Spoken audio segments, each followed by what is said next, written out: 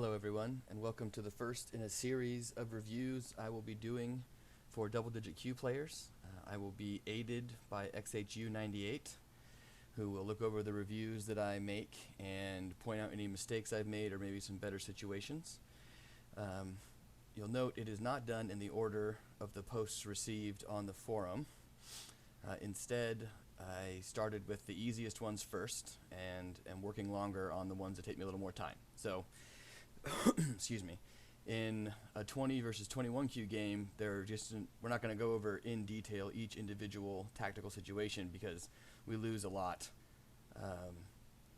for the weaker players when we go into too much detail. It's just overwhelming. So we're going to focus on just a few key points in the game and some central themes and point out a couple of those spots in the game. So for this game, Sunspark versus Adam Diaz, the theme is keeping your stones connected. There's a couple of situations in this game where there was one gigantic move that the player didn't make. That would have kept stones connected, made everything safe, made the position really solid. So we're going to look at those, and let's get going. I always like to start the review with a little joke. So far, both players are playing as well as 9-dom professionals.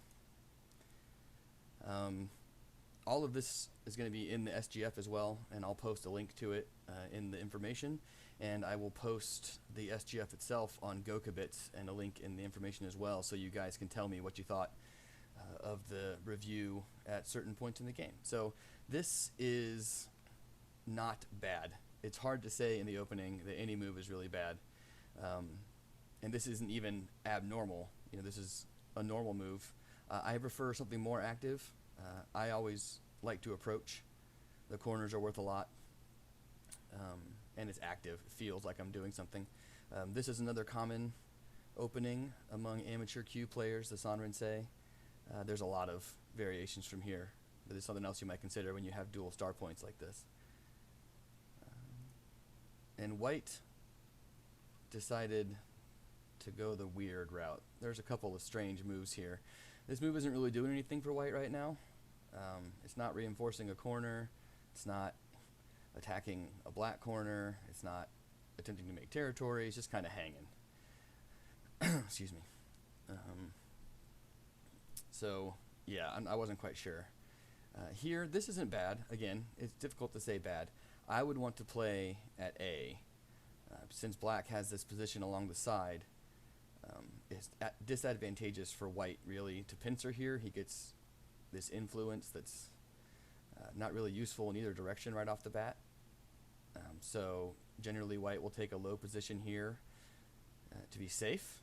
And even if we just play out a normal Joseki, it already looks kind of good for black. Black has broken up this side. There's no real chance for white to make a big moyo on the right.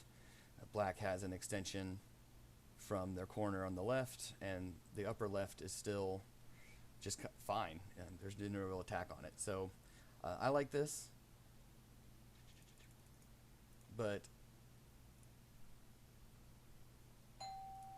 out of the video, my video editing skills are not awesome, so we'll see how that goes. So going from here, another weird one. I'm not sure what white's trying to accomplish. I think Tanuki's here is fine. There's not, again, a lot being accomplished here. But in this case, I like this approach. It really helps to give kind of a base to this center stone, or this K. I should really have my coordinates on, huh? This K4 stone. And its approach on the white corner. So even if white backs off here, black can actually Tanuki this situation. In another situation, if black attacks, white backs off. Now white usually comes over here, but this is a standard pattern for black, and it provides a nice base. It's flexible shape, so it's easy here. Oops. For black to go away now and Tanuki the situation and become over here, or some other large move. There's lots of them on the board still. So but black feels, or excuse me, white feels really compelled to answer here, because if white plays somewhere else, then this is really severe on this corner, and it's going to be a lot for black. Really good for black. Again, kind of the same idea as earlier. This isn't bad, but this white stone hanging out here, unless it gets into a little more trouble, makes it really difficult for black to make any kind of actual territory. So in this case, I still like this approach. Okay, so skip. Yeah, I think white's plan was to wall off the center somehow and take big territory there. Yep, made this move. Awesome. And this one really confused me. I don't normally end up in situations like this, so I don't have a lot of opportunity to play like this. And XHU said this move was fine. The Hane here is okay. I really didn't know, but he told me that was fine. Here. And then I remember this.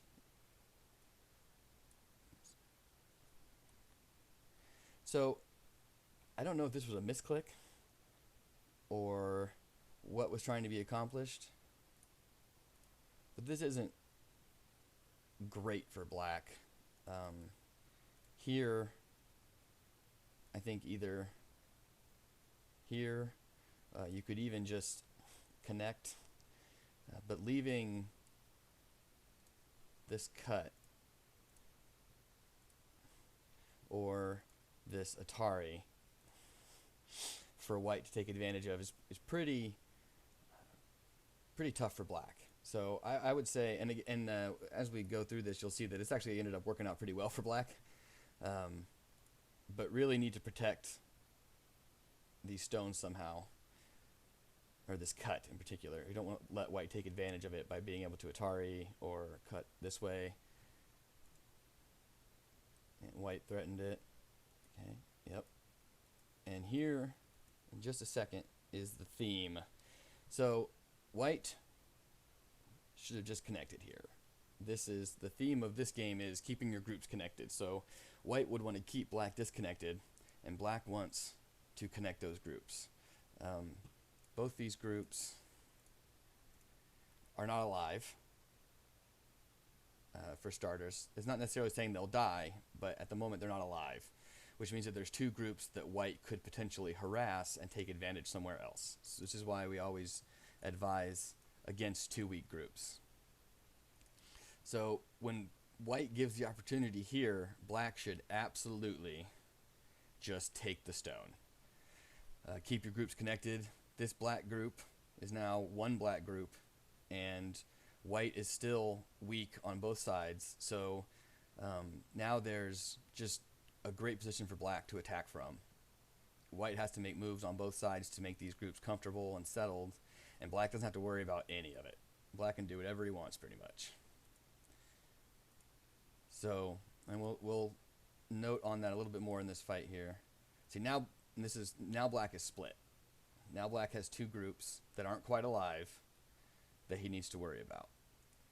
So, I'm not sure what yeah, okay. Wasn't sure what white was trying to do there, because this wasn't Atari. It didn't matter even if it was, because maybe he thought that black would let him Atari his way out like this. I don't know. Either way, obvious to take. And now here, this black group right here comes under a little bit of attack when white is trying to save all this stuff. So if we come back to this position, you can see that this Hane here isn't even really sente against black. It doesn't threaten black with anything. So a little point there why we keep our stones connected. Oops.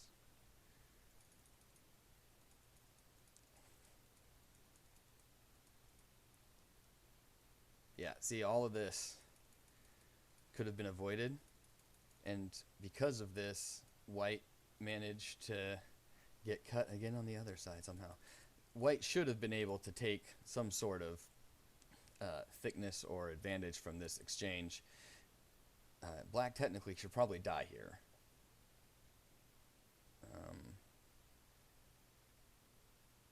It looks tough. It looks, yeah, interesting.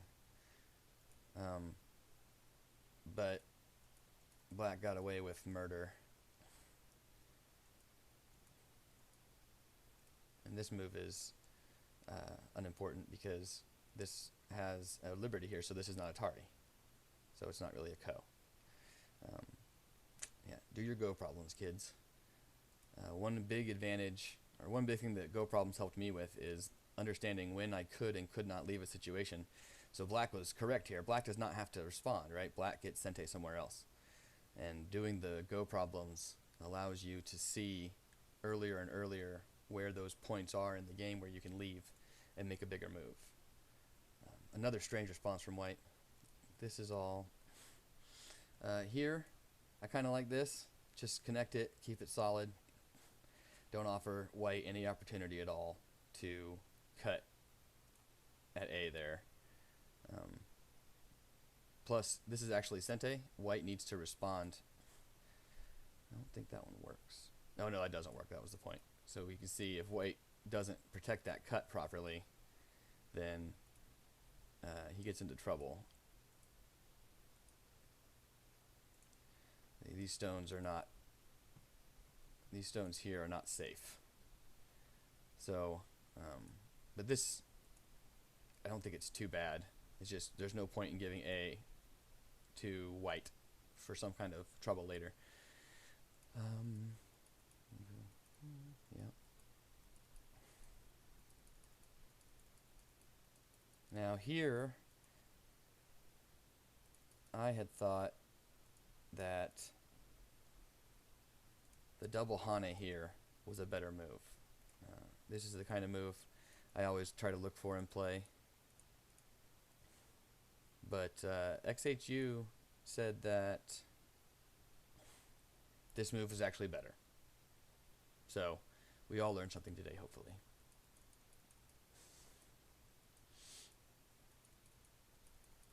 Fighting.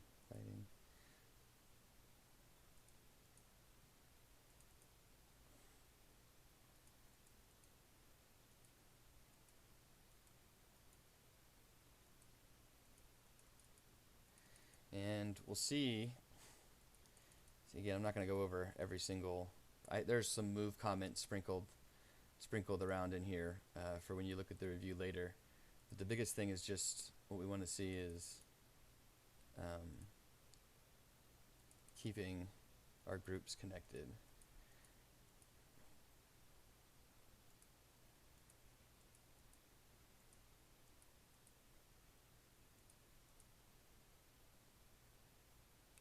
At one point, and this is another reason to do your Go problems, these white groups, they're kind of all one group, but these clusters of stones here are not alive. And it would be very difficult for black to find a way to not kill them. There's some variations in here you can see. It'd be really tough to not kill those stones if you took the initiative and started killing them. So just something to watch out for. White's making another group over here when these groups in the middle aren't quite alive. So it's dangerous.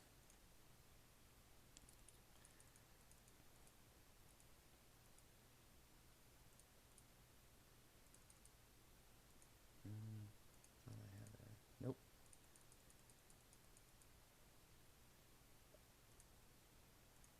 Oh, yeah, this is the normal continuation of this shape. This is strong, solid. This shape can't be cut through. So this is, plus it allows black access into the corner if white plays somewhere else. Then black can jump in here and reduce even more. Or if white does play it, then black has Sente, because this group can't be cut or disconnected. So black can come play another large move somewhere else. This is another situation. Just connect. Just keep it strong. Keep it solid. here,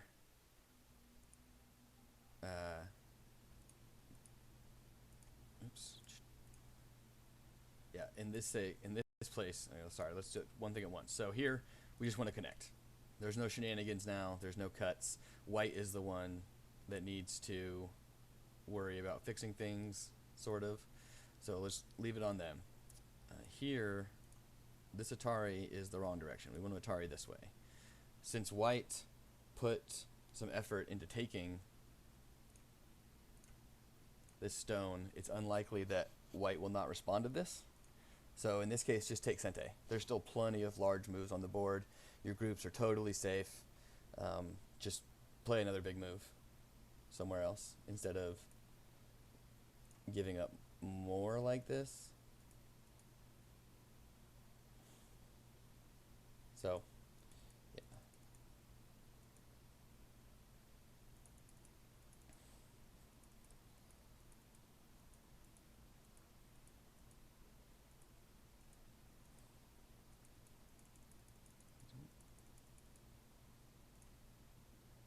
Oh, yes. So right here, and again, go problems. I'm going to mention it a lot because they're really important. This move is unnecessary. White cannot escape this situation. So if black takes this move for some reason, if white tries to link up, then there's this neat little shortage of liberties. So you don't have to worry about playing this move. You're free to play somewhere else.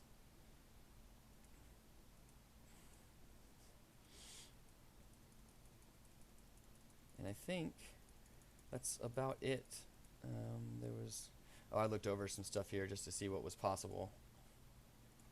I think, yeah, this ends up being a sweet little ladder if we, depending on, oops. So if we cut, the only real option, expedient option is for white to take to prevent, but now it's a ladder. So this is something that this type of problem is actually really common in Go problems. There's a whole class of tesogi about creating them, and you'll see them a lot. So I think that was the last of my comments on this game. There's a lot of end game and stuff that we're not going to learn a lot from unless we do. This is, got to pay attention. Happens to the best of us. Still a pretty easy win for black, I think.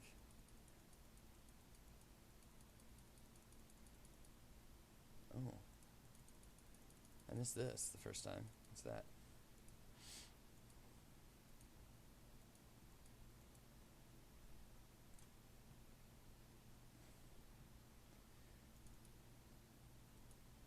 Oh, nothing. That's why I missed it.